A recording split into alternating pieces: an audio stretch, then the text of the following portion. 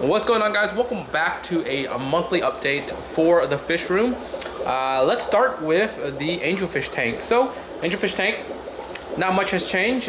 We did sell off a lot of our plants, so this is a plus. The next couple months here, we're just going to be trimming and trying to grow back the plants for next year. I'm going to stop shipping plants and live animals in a few weeks here, and that will be it for the year, and we'll be picking back up next year. On the last month's update, I was prepping the fish room with heaters. This tank does have a heater in the back there. It's just laying on the floor. It is on. I actually had to start using the heater just because there were some nights that were a little bit chillier, and the temperatures did drop down to like 72-ish in here without the heater. It's a little bit, it's doable. The fish can live, but for me, it's a little bit too low for them. So all the heaters are on about like 76, 77-ish. So everything in here is pretty much heated now. Moving on to the saltwater quarantine tank outside here. The blue tank did graduate or move from the quarantine tank back into the 54-gallon tank inside. So that has a little bit more room to swim. Again, those tanks are going to be temporary. We're going to be getting a larger tank sometime next year.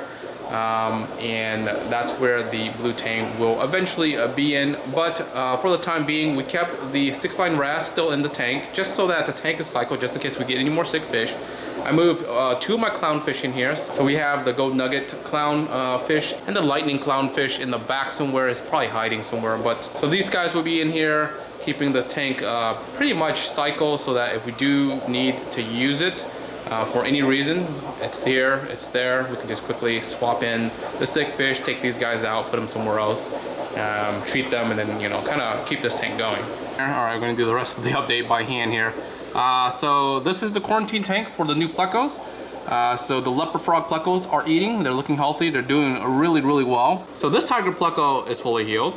But we have another one that was kind of getting beat up in the tank, so I ended up putting that guy in here as well. So these guys are doing well, and this guy is a new guy in here, just trying to heal up from getting beat up from fighting the caves.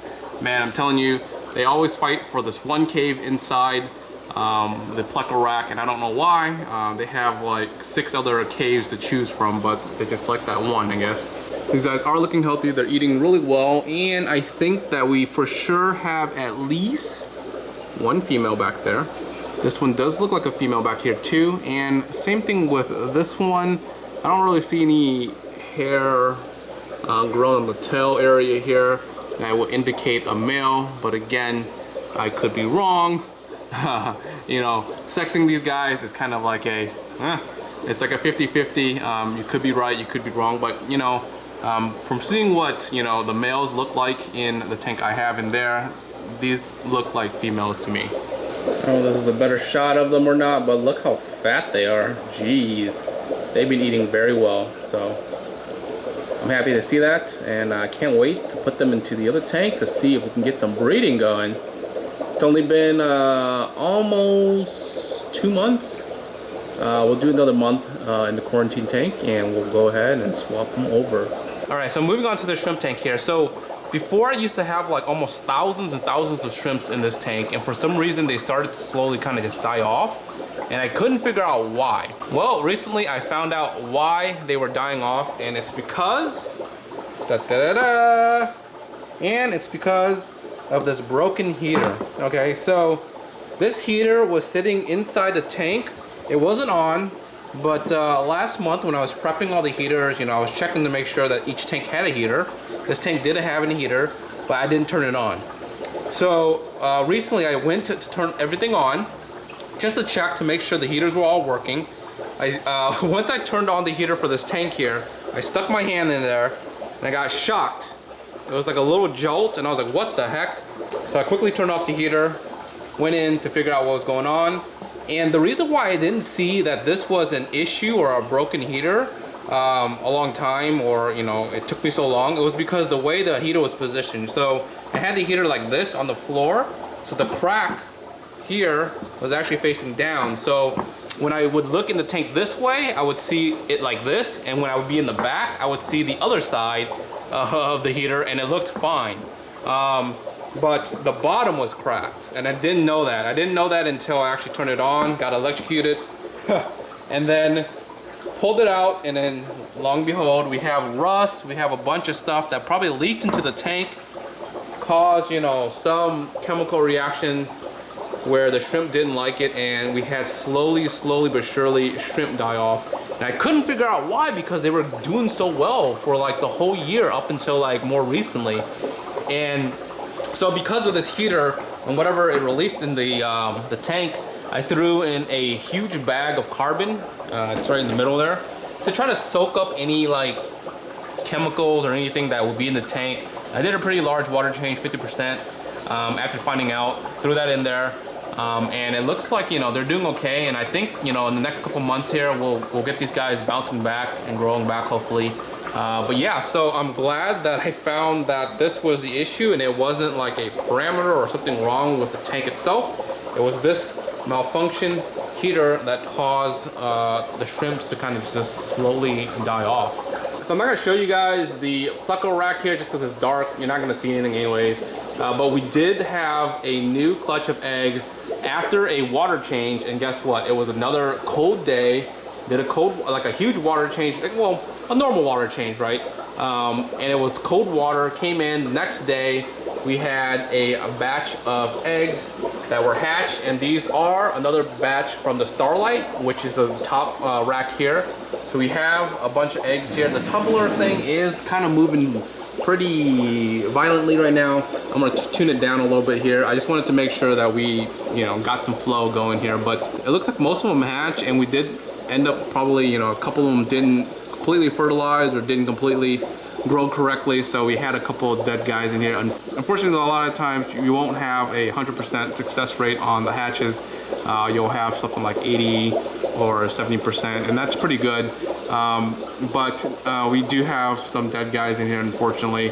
We'll probably end up moving these guys out of there in maybe, I would say like probably a week. They'll grow up to a certain size, and they'll be able to be released into the tank in here.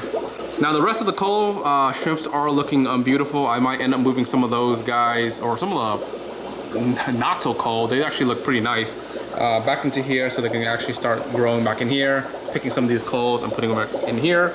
But the little Plecos, they're doing really good. So the tiger Plecos, the starlight Plecos in here from the first batches, you know, several months ago. They're growing pretty well. They're about 1 inch right now. I'll probably be ready to sell them sometime next year in the summertime, I'm guessing. Ideally, I like to get them to about 2 inches, 1.5 inches to 2 inches, where they're, you know, like about this big or so.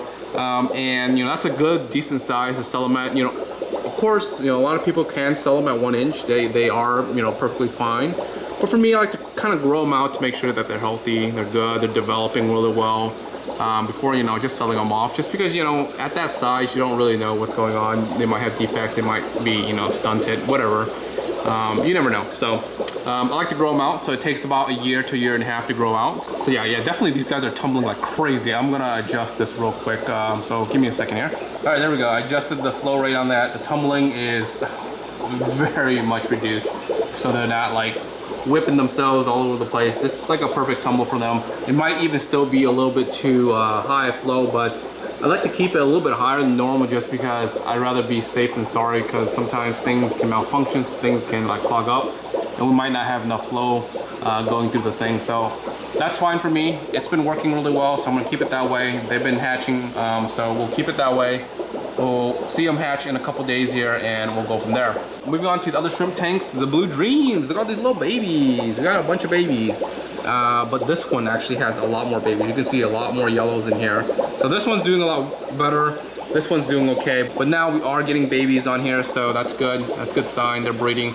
Again, this will probably be probably another half a year before we get things going. But this guy is looking pretty good. We got some neon yellows, and they are breeding like crazy, so these guys might be available. The coal is probably available sometime next year when I resume shipping, is what I'm guessing. I'll probably start with some smaller package size, and then if we get anything like crazy like this, we'll increase the size there. So both tanks are breeding for me, which is awesome. They're doing well, so can't be more happy other than that. So moving on to the last tank, the MTS snail tank. We've sold a lot of snails, but we still have a lot more. But the shrimps are breeding like crazy. I only bought like 10 of them, and now we have like a ton of them in here now, which is crazy. So they're doing good. We'll probably start mixing them in maybe another month, 2 months or so. Again, quarantining these guys still. They're on, you know, their own separate tanks for quarantine purposes. Still monitoring them. Everything's looking good so far.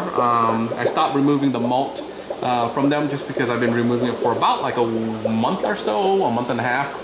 And everything's looking good, so it's time to stop that and just continue monitoring and feeding them. This tank's a little bit dirty just because we have a lot more snails in this tank, and they poop a lot and they just destroy this tank. And that's what happened to this tank when we had a bunch of snails in here. Tons of poop, tons of crap. But yeah, so I'm excited. We got a new batch of eggs. I think we're gonna get more batches of eggs, especially when it gets colder. We're gonna do some water changes. We're just gonna get tons of eggs. But yeah, my guess is in the next few weeks here, when it gets colder, when I do another water change, we'll get another probably batch of eggs either from there or from the tiger plecos, and we'll probably throw them in here, grow them out. We'll move them across to one of these tanks here, let them grow out, and then slowly see what happens. But yeah, so that's the monthly update of the fish room. I hope you guys enjoy. If you guys aren't subscribed yet, make sure you subscribe. And like always, thanks guys. Peace.